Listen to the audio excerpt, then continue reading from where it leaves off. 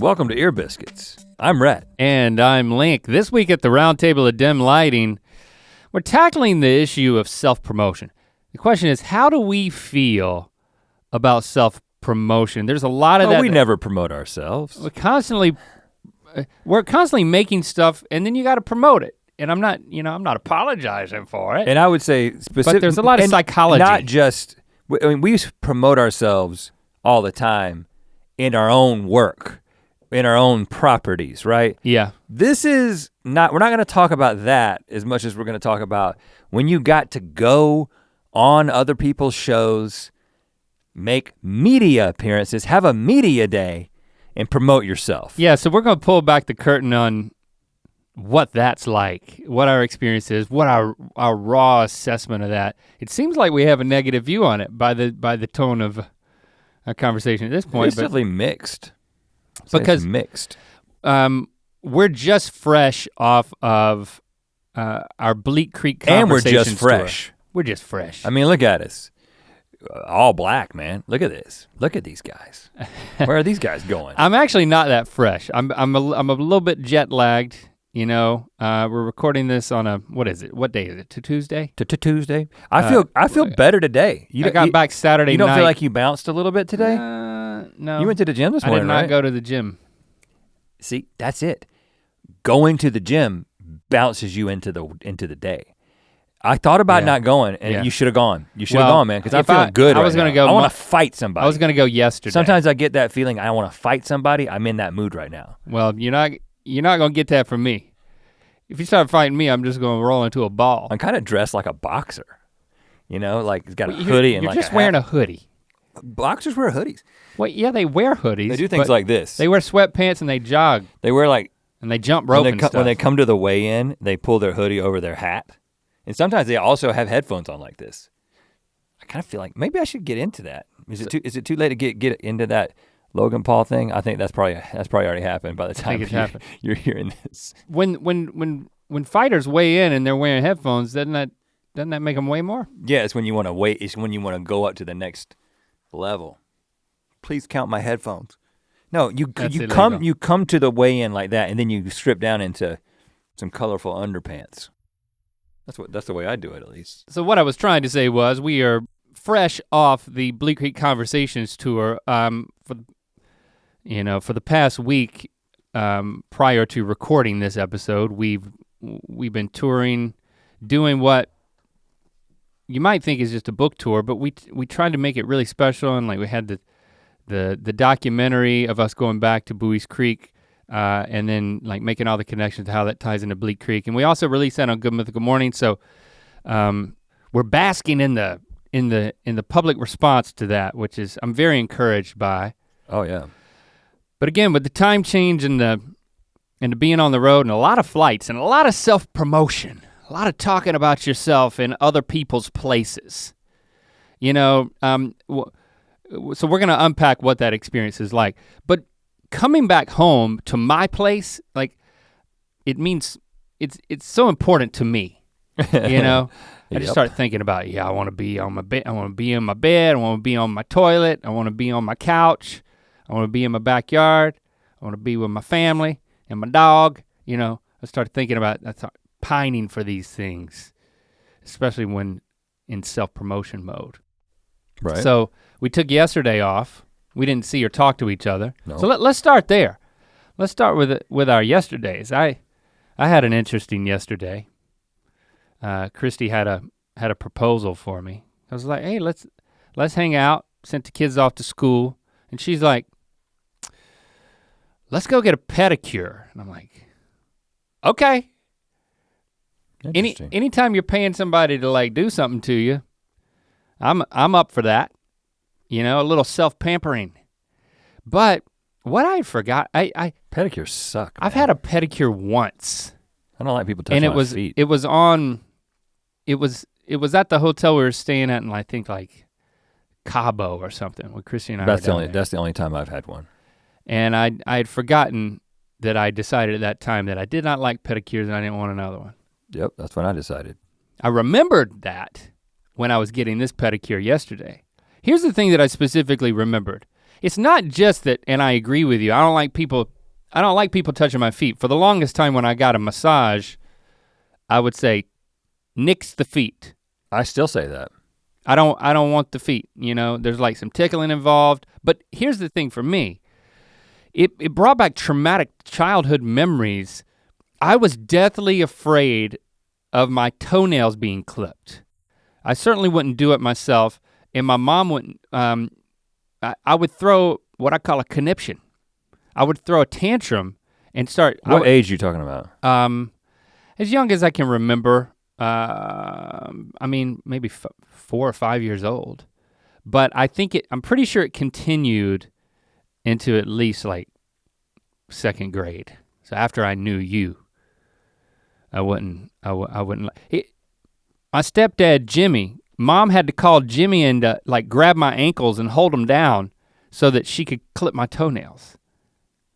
Like what were you scared of? I was afraid of it being cut and like bleeding happening. Like, man, I am really afraid of like trimming nails too short. That's like nails on a chalkboard to me. That doesn't freak you out? You ever had a nail cut too short?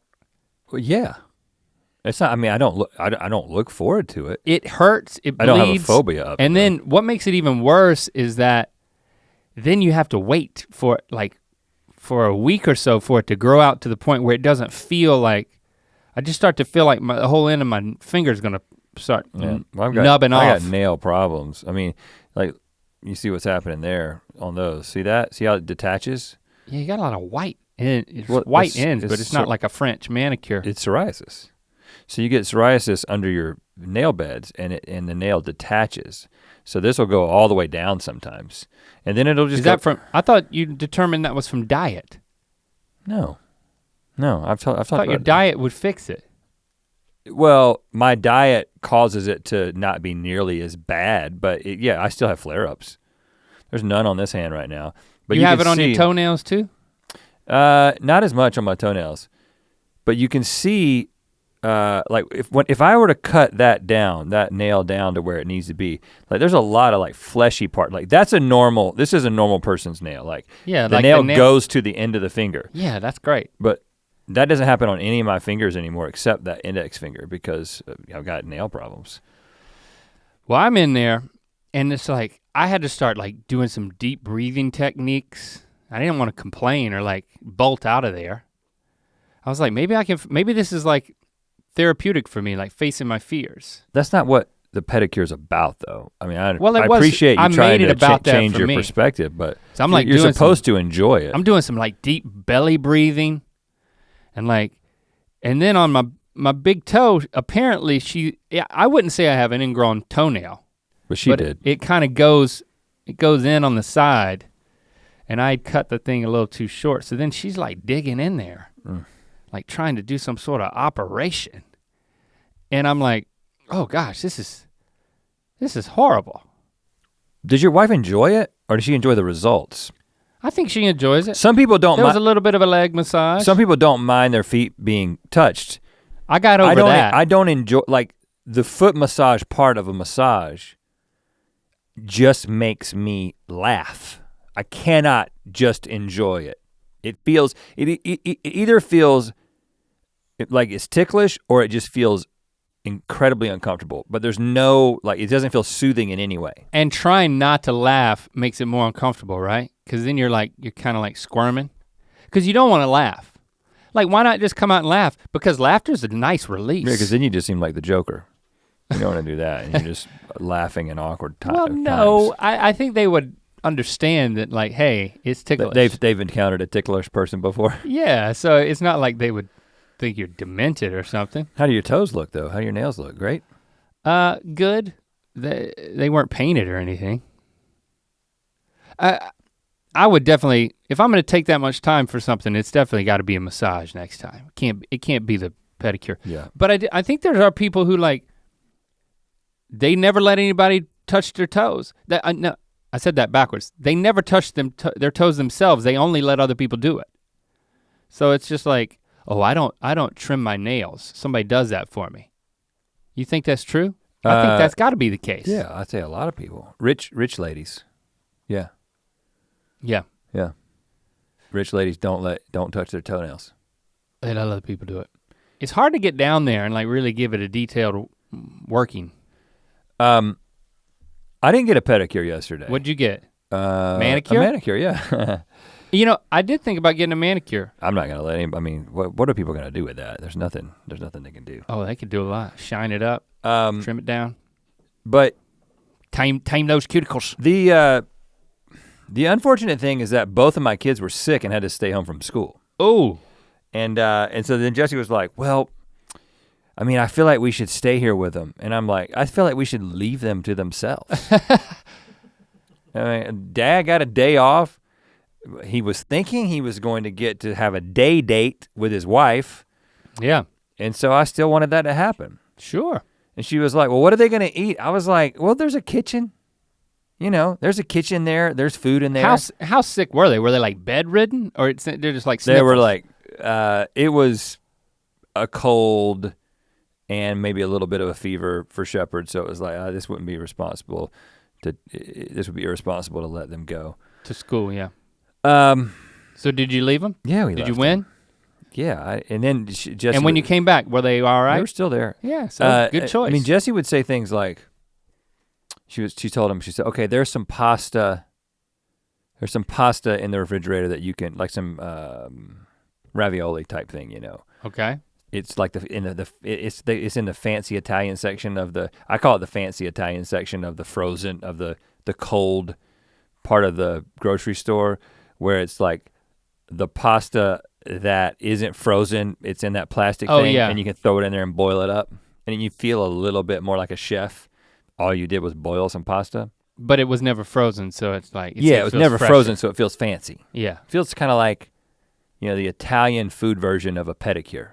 Yeah. So you're just throwing that at the kids. Well, they can make that. Locke can boil that.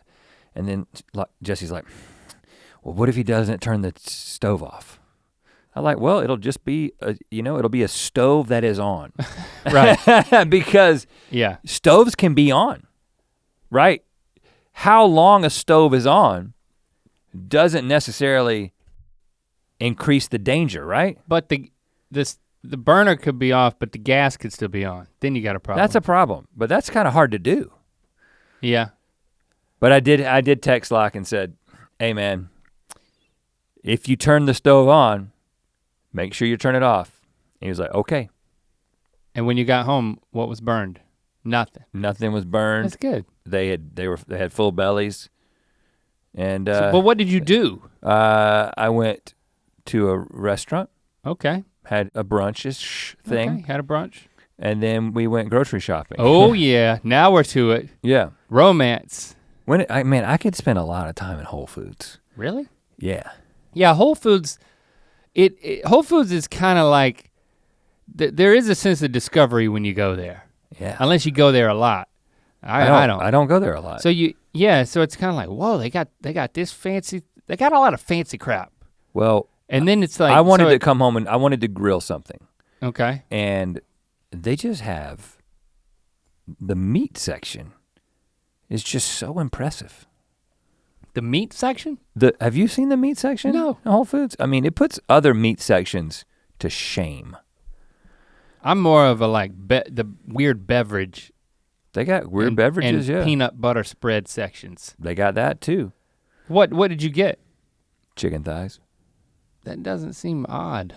No, I mean, seem very... there was a lot of things that I could have gotten that I couldn't have gotten anywhere else. Like they had a giant tomahawk steak. Oh yeah.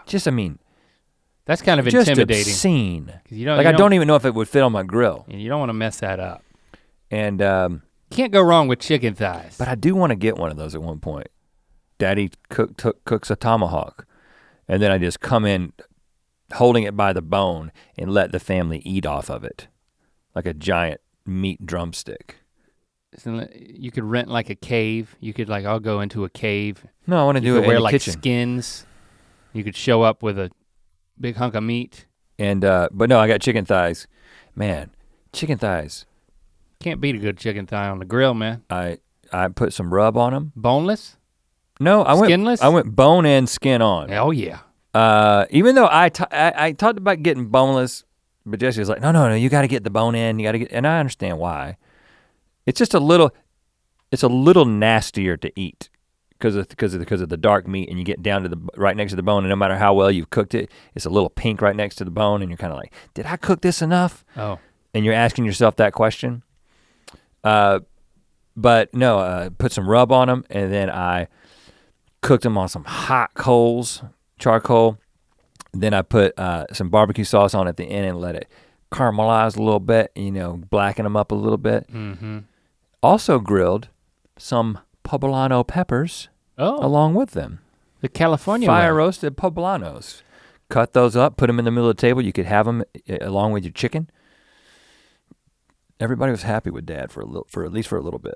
Okay, that's good. But your toes, though. My toes were in shoes the whole time. I think your toes need work. I've seen them occasionally. I think you really stand to benefit. It's not a. It needs to be done. No, it's not a lack of care. It has nothing to do with care. It's genetics.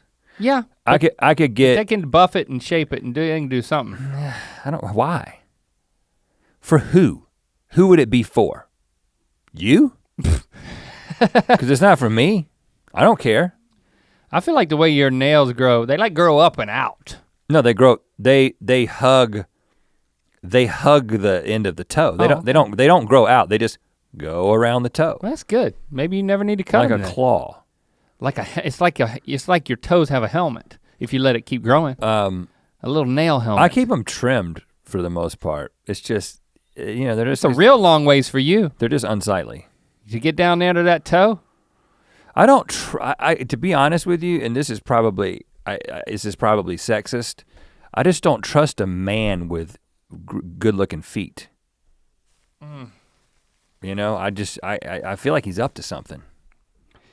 That explains why whenever we have an important meeting or interview, you ask people to take off their shoes and socks. Right, and if it's a man and he has like spectacular feet, I'm like, I don't know. I don't know if I can trust you.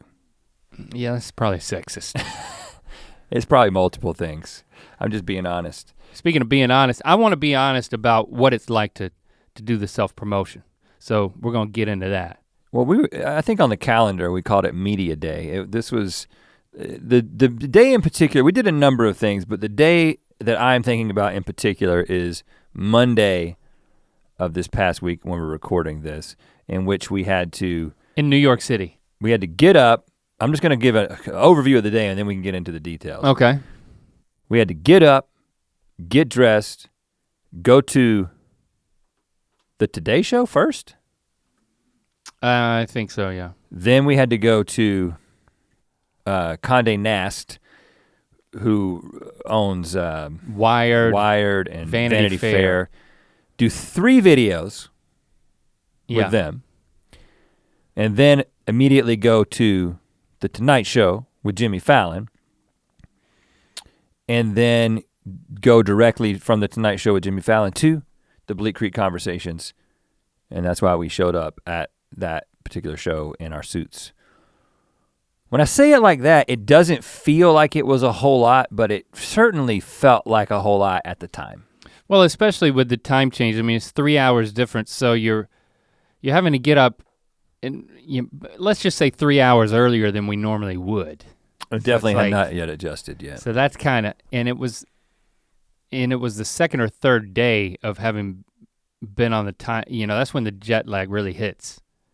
So it was pretty difficult, but I mean, you go on the Today Show, with all these, with the television shows, it's true of Fallon, it's true of the Today Show, and any other appearance like that. You do this pre-interview where you're kind of talking to the producer in order to, they know what you want to promote. It's like we're talking to them about the novel so that they can find a touch point that works with their audience so they can ask us a question that then, we can say something that'll resonate.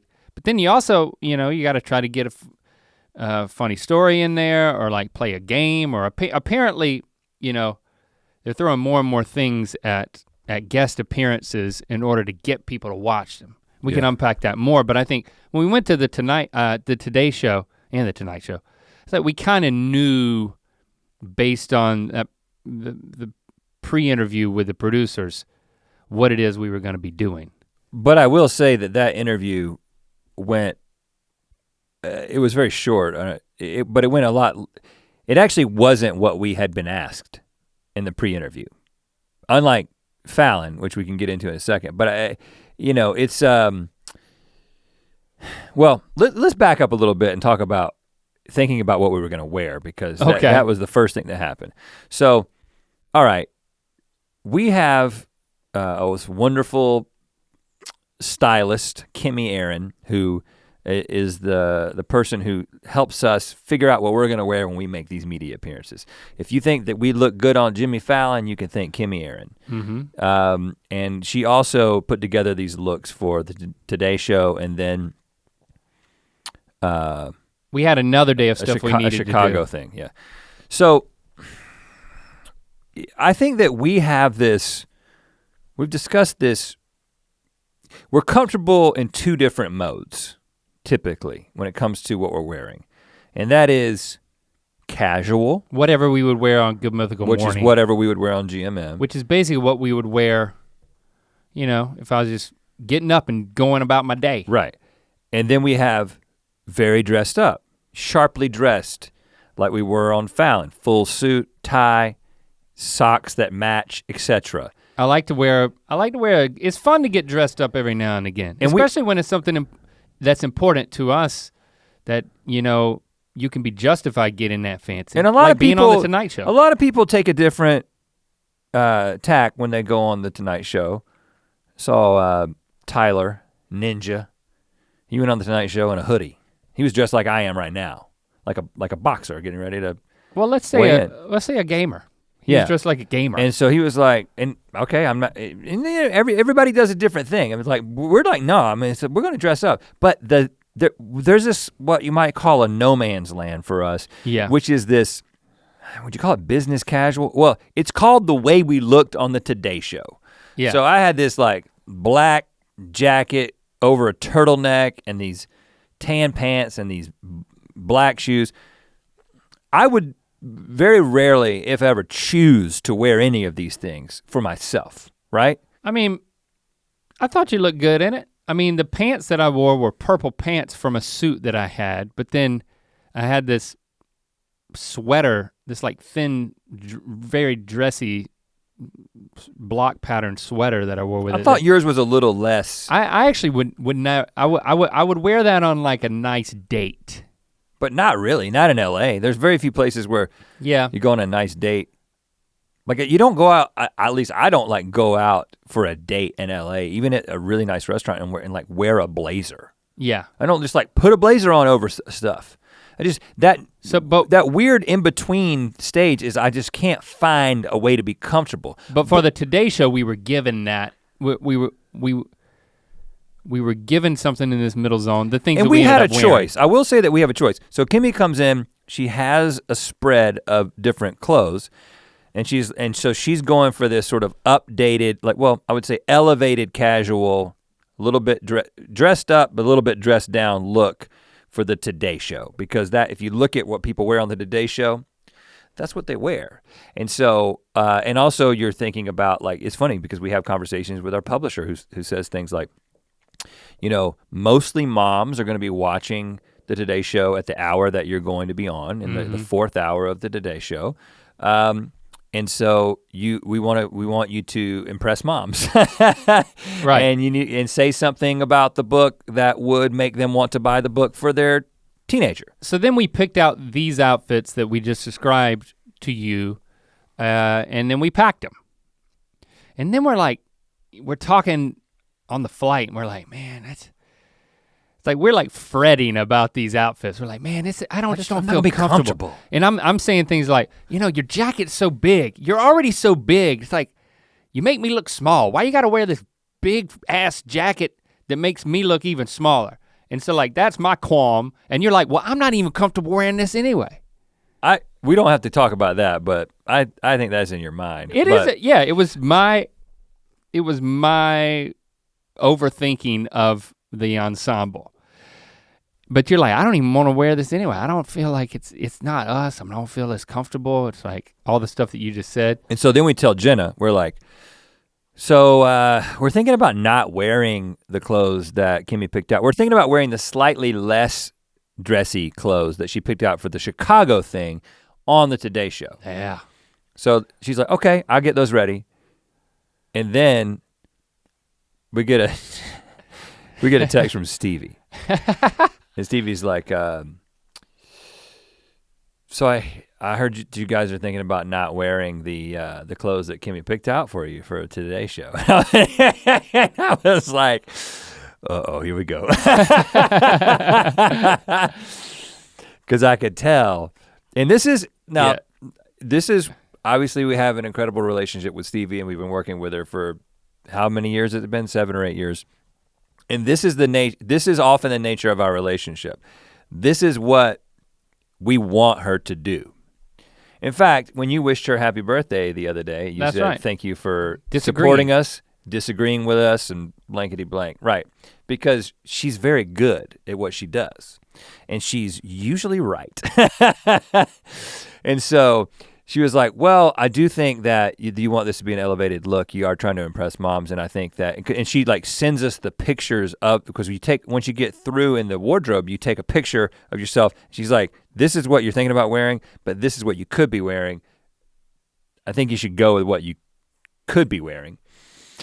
And I'm like, she's probably right, but I just want to be comfortable. And does it really matter anyway? Who's gonna watch this? I start thinking things like this. I'm like, is going on this show and talking about this book for 45 seconds gonna make anybody buy it anyway? Like, that's the kind of thing I start thinking. It's easy to start thinking that, especially when you start doing it. But yeah, I'm like, listen, okay, we're not gonna die on this hill. Like Jenna brought these clothes. But then Jenna, so we had that conversation with Stevie and I was like, okay, we'll keep talking about it. Neither of us made a definitive decision. You got off of the text thread.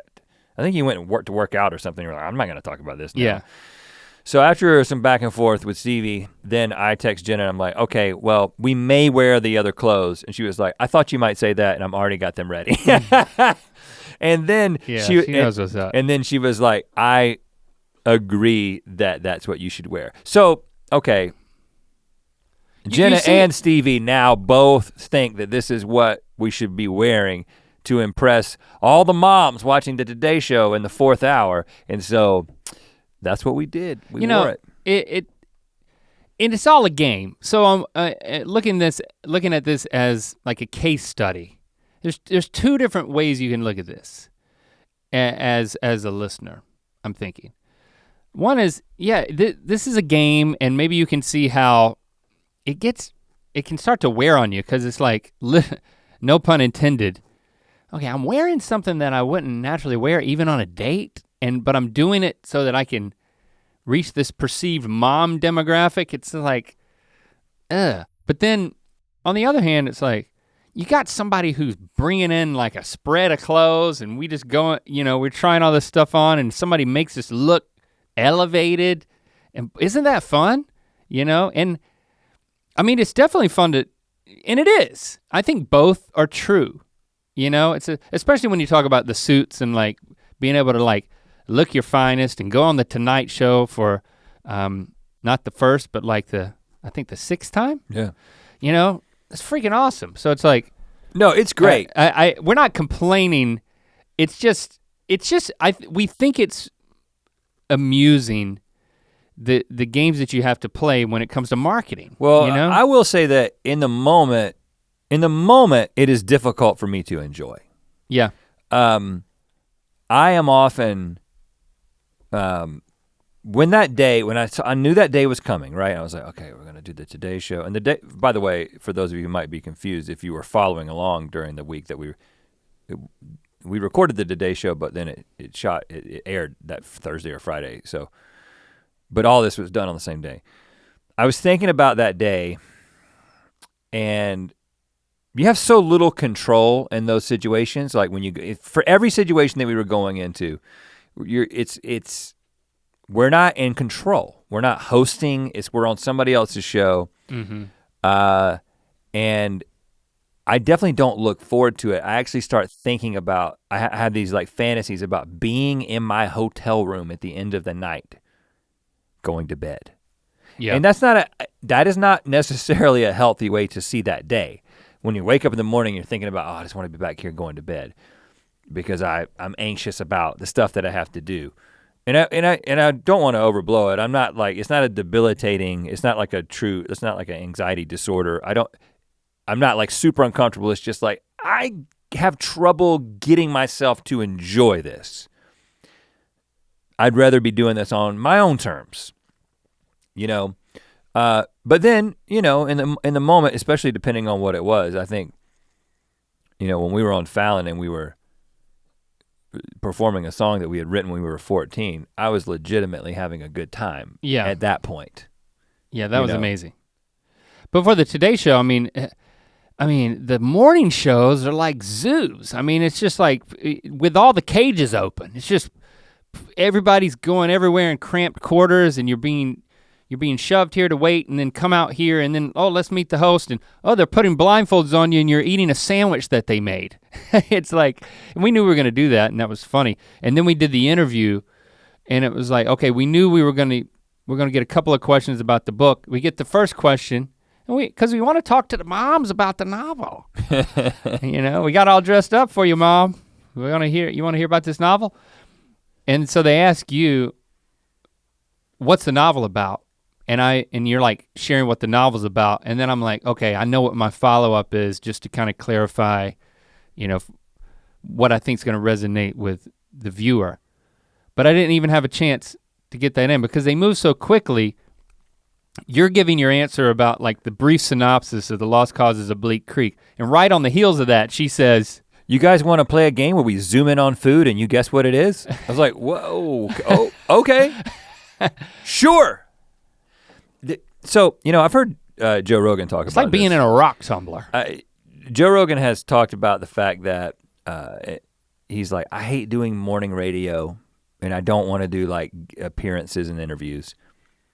So I just have this podcast and I just tell people that I'm gonna be somewhere and they come to my shows and they sell out and you know what? He can do that because he has the most popular podcast in the world.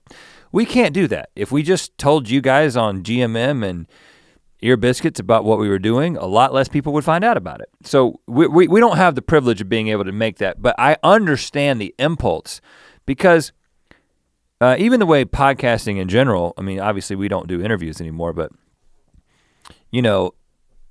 the way that everything is put into these really bite-sized pieces, even when you've got a daily show like the Today Show, which I guess goes for 4 hours every day? I don't know, it's at least 4 hours every day. And well, at least 3, but because we were in the fourth, they said we were in the 4th hour, so it's gotta be at least 4 hours, right? Yeah, that's when they don't worry about the news anymore and they start zooming in on pictures of right. And food. So if you have got to talk and fill that time every single day, you would think this might be a place for a slightly slower paced, relaxed conversation about something. But no, even in that, 4 hours of content, it's gonna be, what's your book about? You say one line and you say, all right, let's play a game where we zoom in on food. Mm-hmm. That's just the nature of the medium. I'm not necessarily complaining about it, but I'm just saying you have to know that that is the environment you're going into, as opposed to when we made the appearance on the Dead Meat podcast, and Pete Holmes' podcast. Yeah, and the Books on the Subway podcast, which we did in New Basically, York. any podcast, you can be like, I'm going to talk about this at my own pace, and I'm gonna get to say the things that I wanna say about it. Which, by the way, if you're, I do recommend you listening to those podcasts. We get in, if you're reading the novel right now and you're into the details of it, but you want a spoiler-free conversation, Dead Meat podcast was a really fun discussion. With James and Chelsea. And then similarly, spoiler-free podcast conversation on Books on the Subway, like an off-the-rails conversation. That one went places. So yeah, and then particularly for You Made It Weird with Pete Holmes, 2 hours of talking about a lot of topics that in using the book as a jumping off point, we talked about lots of things in the realm of faith that I don't think we've ever talked about. So if you're interested in that, definitely check out our guesting on Pete's podcast. But yeah, when it comes to podcasting and that pacing, podcasting gives me hope. Because it is that conversational, drawn out, go in deep. I mean, what we're doing right now is rewarding. It's a rewarding experience for us, and I'm just glad that people wanna listen. Well, and I think there's also an authenticity to the platform, not just given the fact- You could have dressed a little more elevated, I'm just saying. Exactly, so it's like, why are we worrying about this pretense? And that, as you listen to us talk about this, I'm sure because you've chosen to listen to a podcast, you've chosen to make guys who make primarily internet videos a part of your entertainment landscape. Mm-hmm. If you've made that decision, then you probably have chosen that because you have a distaste for the traditional way things are done. You're not watching the Today Show. You don't wanna see these prepackaged clips that are moving at this ridiculous pace. You don't wanna think about, oh, those guys are dressed like that, not because it's who they are, but it's who they think someone else wants them to be. I understand that might be a huge turnoff. We're just kind of being really honest about the way that we're talking about it, because it is a game. When you go into someone else's territory and the whole point is to be there to appeal to their audience, so very frankly, you can sell more books because you believe in what you created and you wanna be able to write more and you want this thing to break outside of your fan base. You kind of have to swallow some of those things. Well, you don't have to, but we have chosen to, without any shame, to swallow some of those things. But I would say that it is the more laid back, more authentic, new media appearances that are more fun. But the traditional television media, you see how they're being informed by the internet. It's like your point about the Today Show was you'd think that by the fourth hour that they could stretch things out and get a little more conversational. Obviously that's not the case because we're sitting there like quickly. I mean, our segment was so short, even in the fourth hour. If you don't stop and zoom in on food, somebody's gonna turn it to Good Morning America. Apparently. Right, is that the theory? But it really, I mean, it kind of mirrors what's happening online in terms of clickbait, and you've got, or I'll say the way that even the Tonight Show and all the talk shows have to create content that then works on the internet, So it's, I mean, we found ourselves in situations that were not that different than Good Mythical Morning because of how the landscape is changing. Perfect example. The next day we flew to Chicago and we were on the Windy City, I think is the name of the show. It's like, I think it's the ABC affiliate. The Chicago version of the Today Show basically, or Good Morning America. And I think that's actually airing today. That we're recording this. We never sat down and had an interview. We said a couple of things about the novel. They held it up, they plugged it. But we played this game. What do they call it? I don't know, but it was Feel and Squeal. It was put your hand in a box and then you guess what it is you're feeling. Now, the night before on the Tonight Show, the guest before us was Reese Witherspoon, and when she first came out, she put her hand in a box and tried to figure out what it is she was feeling. She played Feel and Squeal. Now, I'm not saying that the Tonight Show and the Windy City have copied us in something we invented. I don't even know if we invented it. I know that it was an idea that was waiting to happen. Vanity Fair did something called the Fear Box, and it was very much the same thing we were doing with Feel and Squeal, and who cares if it was before or after? It's an obvious idea once you start thinking of let's have guests do things. But that's what everybody's doing now. It's like you find yourself in Chicago on a morning show and they're playing the same thing that Fallon's playing, the same thing that we're playing. And not to mention on the Today Show, the whole zooming in on something and guessing what it is. Well, we've done that as well. Again, This isn't hey, we did it first. We're not saying we did it first, but there's we make a show that is the pieces of the traditional shows that are designed to then be viral or to break out or to make it seem more fun. Well, we have a show that is built primarily with those sensational things in Good Mythical Morning. And so the conversation that we started having was, and again, I think we talk about this all the time. I mean, while we're traveling and while we're supposed to be enjoying, hey, we got a book that's out and people are responding well to it and we get to go on the Today Show and we get to go on Fallon. We just continue, it's our mode to just continue to work and to discuss and to figure out what we're gonna do next. I actually have more fun doing that than not doing it, so it's fine. But what we kept saying was, we're constantly trying to innovate in lots of different ways, but also within Good Mythical Morning. And it's just like when you go to for lack of a better word, a local news show in Chicago, and they're doing the thing that you do on your show, it's kind of like when your mom got on Facebook and you were like, I don't think Facebook is for me anymore. Yeah. The thing that we start thinking is, all right, we gotta do something else.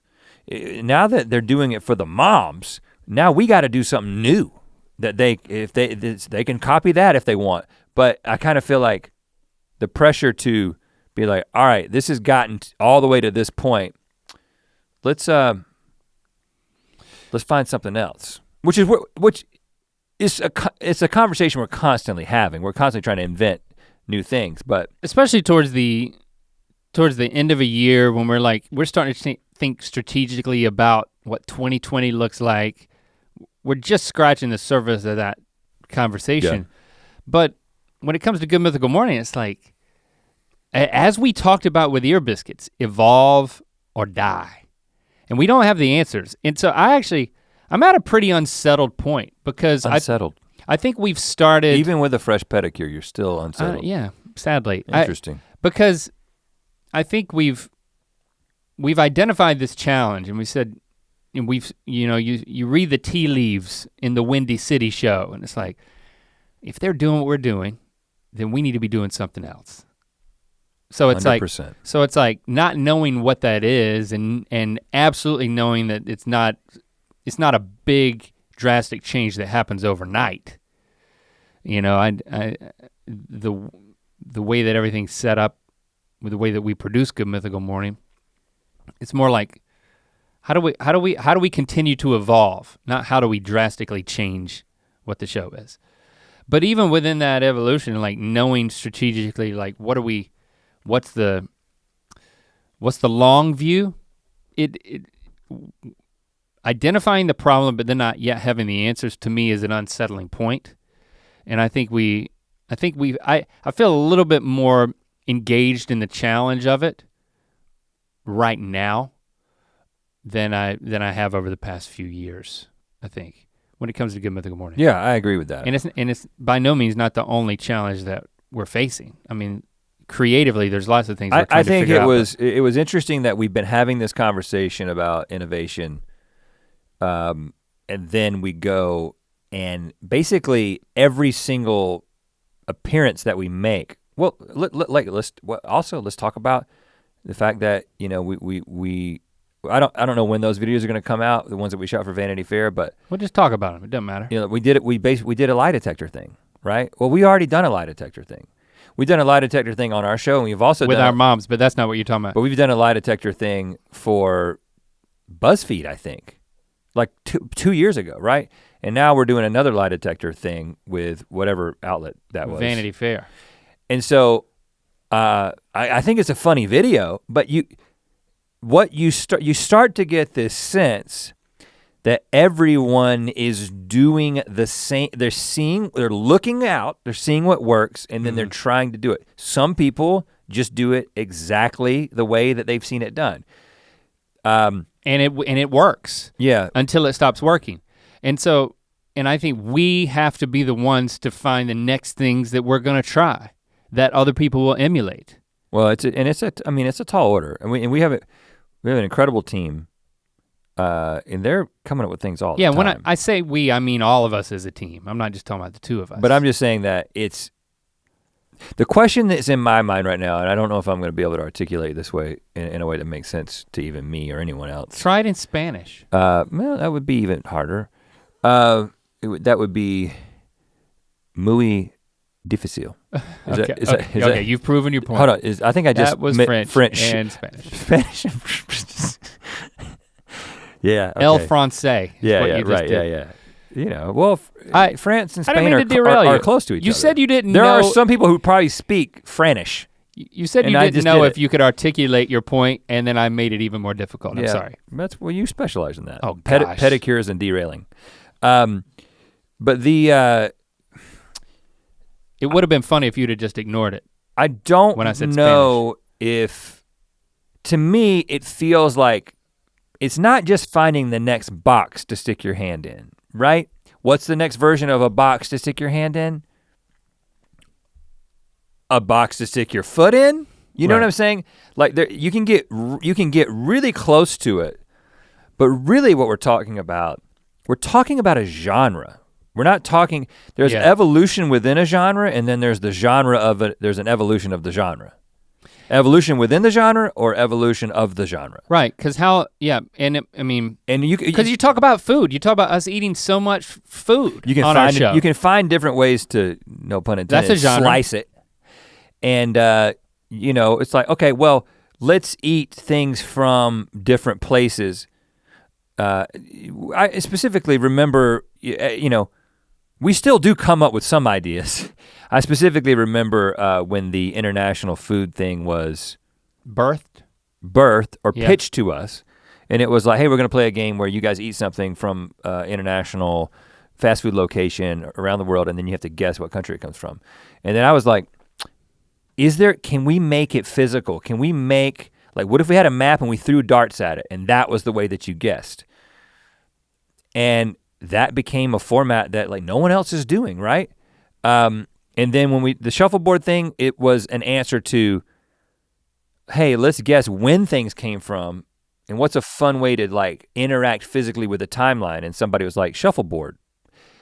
And so now we do that with shuffleboard. Yeah, and then on our last tour, we started throwing axes. So I come back and I'm like, now in the same genre, we also call it a bucket of like, guessing using some physical challenge. And let's do that with axes. Now we haven't done that yet, but we're gonna do it, and I'm just saying we're gonna do it. So if somebody does it before us or has already done it, I don't know about it, and we are gonna do it. It's tough to keep up with who's done what, that's for sure. And there's a lot of like convergent ideation on the internet where you end up doing the same thing just because everyone is thinking, this is what I'm trying to articulate in Franish. Yeah. Is that everyone is ideating in the same landscape, kind of in the same ways. And I think that, and I don't know if we're capable of it. Let me just say, I don't know if we're capable of it. And I don't know if you can do it within GMM and not kill it.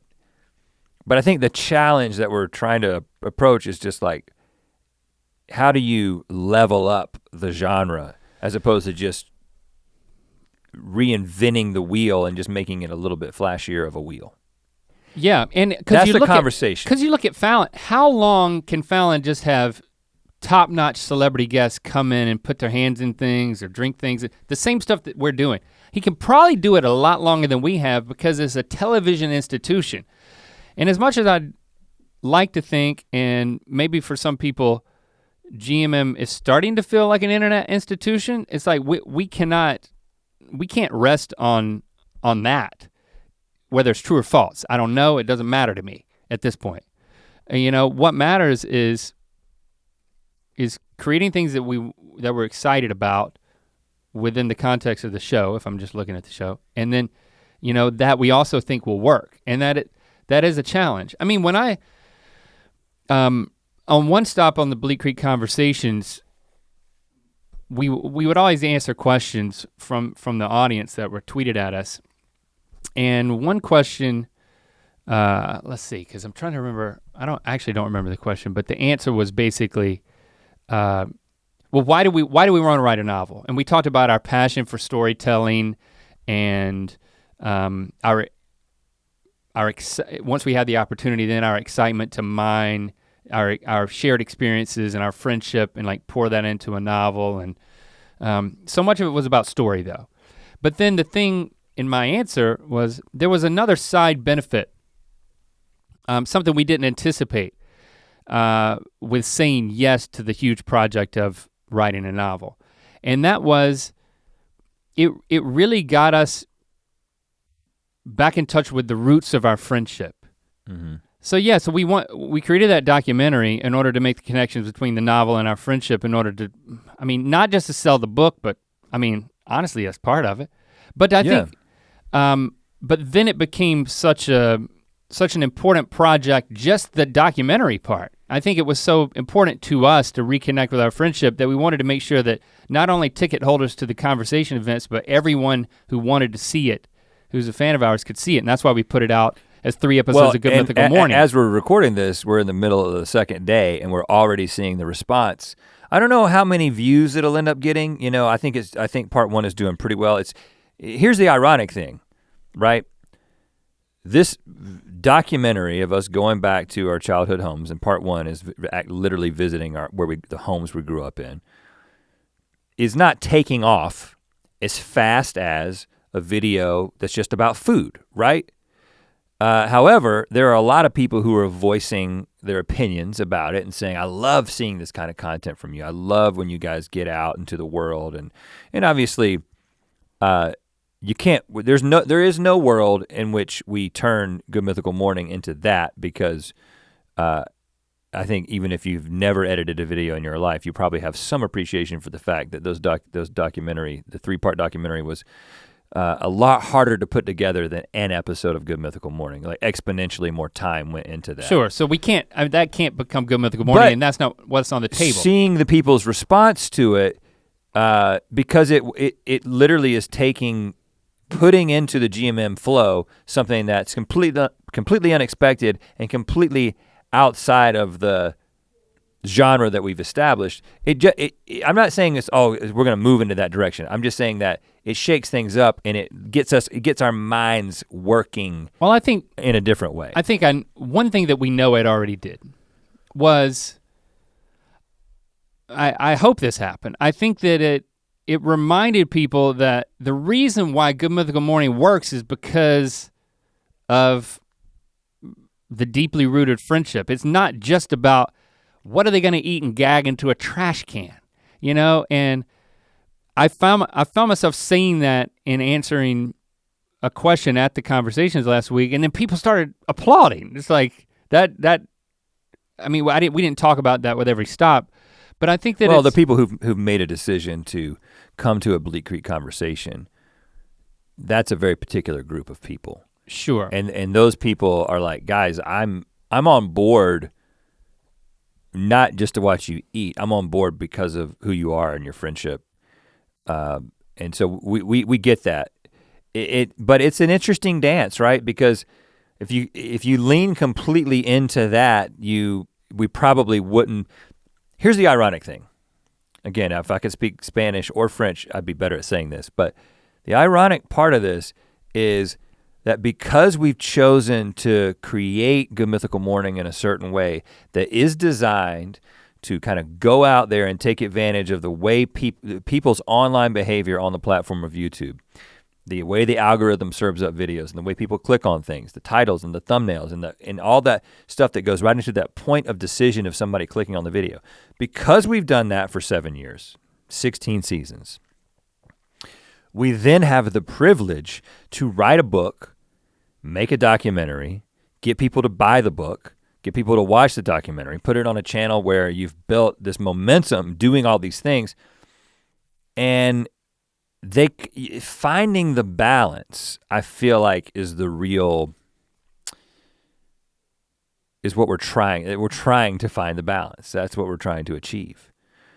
And just to clarify, is it a balance between two things? What are those two things that you're saying? I'm saying that you can't just go completely on one side of the spectrum, which would be like confessional. Well, I was going to go to the other side first. Okay. I'm just trying to get you to click on a video. That's all I want you to do is just click on a video, And I don't care whether you are an existing fan or a new fan, just want you to click on a video. And then you've got the complete opposite end of the spectrum. It's like, I don't care about the algorithm. I don't care about the machine. I don't care about the game. I just want to be my unfiltered, authentic self. And I don't care about schedule. I don't care about how often we upload. I don't care about it being a reliable thing that can be there every single day. It's just this completely authentic, if I feel like it, I will make a video. That is a part of YouTube. And there are people who are successful in that place. It's like, I couldn't make a video for the past month, guys, because I've been doing X, Y, and Z. We don't ever do that. We say, we probably shouldn't have made videos for the past month because we're doing X, Y, and Z, but we still gave you 20 videos this month, or 40 or whatever the number is. So, yeah, I don't know well, to bring it full circle back to self-promotion, right? Which is where this conversation started.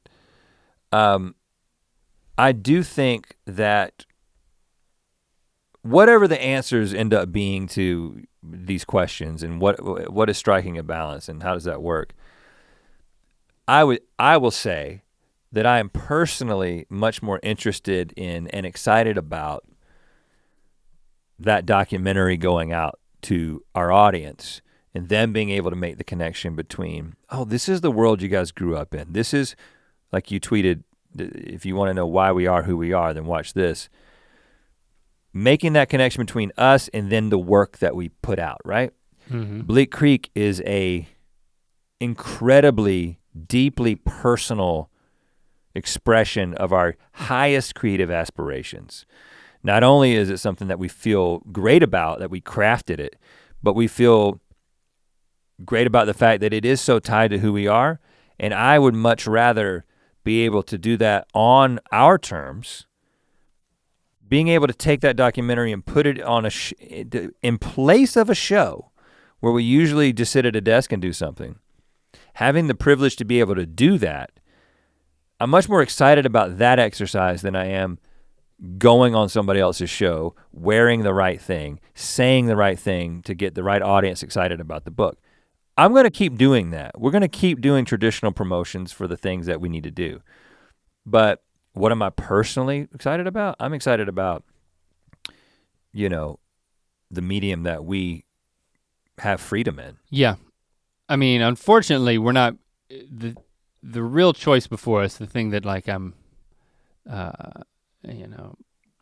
just trying to, that we're wrestling with, it's not a choice between do we promote on other people's podcasts or do we make our own thing? It's like there's not actually a dichotomy there. We're gonna do both of those. Well, I guess what just happened in this conversation was we kind of pulled back the curtain more on like where our minds are, with our own content, which again is that's what we care so much about. And it's like, promotion is always going to be a part of that, but we might be dressing a little more elevated than we would have expected. Maybe we'll just go, next time let's go in long johns. Yeah, that would be, let's just go in. Will they let us on? If the flaps are up. I don't know what the conclusion of this conversation is. Like you said, we've let you in on I think we should. We've opened the flap of the front of our long johns and let you in to this intimate conversation about the creative process. Way to make him feel great about it. Well, I want him to get out of it. You know what I'm saying? I don't want him to get too. Right, we're opening the back flap. Now you're gonna exit. Yeah, go right out. But we got a wreck. It's my wreck. Yeah. Wreck baby 1, 2, 3, 4. All right, fine. You know what? Why don't I just turn the wreck into self-promotion? Yeah, that would be appropriate. Well, I do think since you've listened this far on this Ear Biscuit, maybe you have an appetite to hear us talk more and more. So I would recommend those 3 podcasts we did. I think we're proud of those conversations. If you're really into, we talk about the novel in each of them, of course we're promoting that, but if you're really into horror and like our thoughts on that, so horror is a hard word for me to say. Them Eat James is a good one. If you're into just like Rhett and Lincoln random off the rails mode, the books on a subway, Am I getting that right? Books on the Subway. Books on the Subway. And if you want an unfettered into uncharted Rhett and Link conversation territory, because Pete Holmes loves to talk about faith and philosophy. Yeah. So he gets into it and brings us along for the ride. So we talk about lots of things in that 2-hour conversation on You Made It Weird. So those are my 3 recs. After all that, we're freaking promoting myself. You're promoting 3 other people's podcasts. Yeah, I am. But I'm only promoting us on them. Right, but maybe they will get into those worlds. They'll open up those flaps. See what's inside those long johns. I'm really interested. Got long johns too. I'm really interested on what you thought about this conversation. Use hashtag Bleak Creek and let us know. Whenever we talk about like what we're thinking about Good Mythical Morning, I start to get nervous because I get nervous that we're making fans nervous because I know that there's so many that's like, hey, this is part of my daily routine. And I don't want there to be any inkling of anything that threatens that. And that's not what we were talking about. We're just choosing. But I do get nervous. We're just, just because mom and dad are in the kitchen having a little bit of they've raised their voice a little bit, it doesn't mean they're getting divorced necessarily. Right. Okay. No, I think that we have. But if they do, it's your fault. No. I think that this is an effort. Well, Ear Biscuits has slowly evolved in itself, right? And has become a place that we're just talking. It's just 2 buds talking. In fact, that's probably the biggest change that we're gonna make in 2020 is this.